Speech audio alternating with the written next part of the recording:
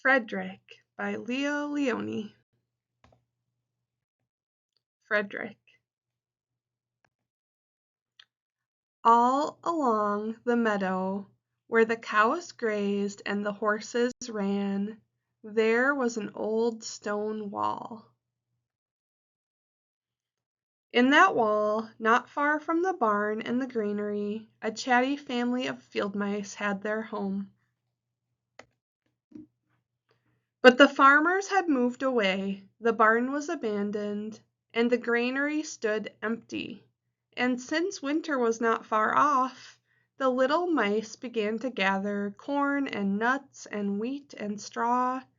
They all worked day and night, all except Frederick.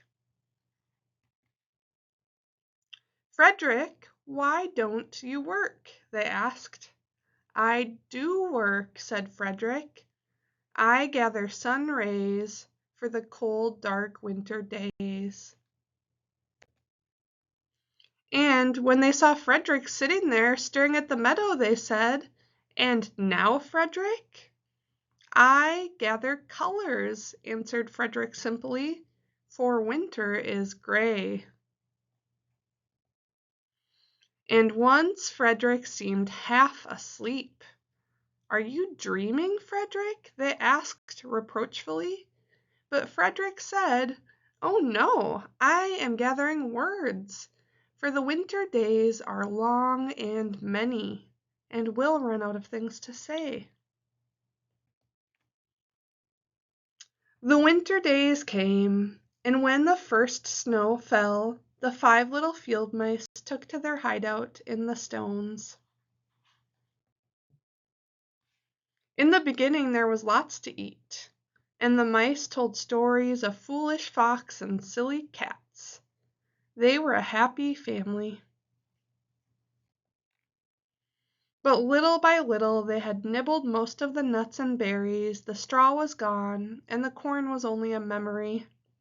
It was cold in the wall, and no one felt like chatting. Then they remembered what Frederick had said about sun rays and colors and words. What about your supplies, Frederick?" they asked. "Close your eyes," said Frederick as he climbed up on a big stone. "Now I send you the rays of the sun. Do you feel their golden glow?" And as Frederick spoke of the sun, the 4 little mice began to feel warmer. Was it Frederick's voice? Was it magic?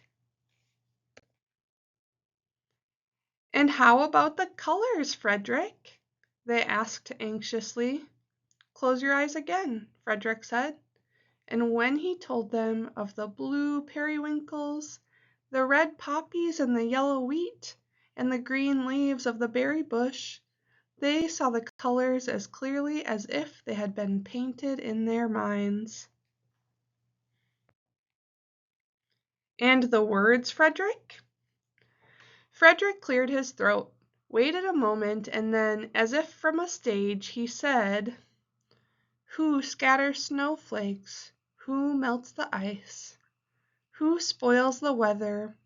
Who makes it nice? Who grows the 4-leaf clovers in June? Who dims the daylight? Who lights the moon? 4 little field mice who live in the sky, 4 little field mice like you and I. One is the spring mouse who turns on the showers, then comes the summer who paints in the flowers. The fall mouse is next with walnuts and wheat, and winter is last with cold little feet. Aren't we lucky the seasons are 4? Think of a year with 1 less, or 1 more." When Frederick had finished, they all applauded. "But Frederick," they said, "you are a poet." Frederick blushed, took a bow, and said shyly, "I know it." The end.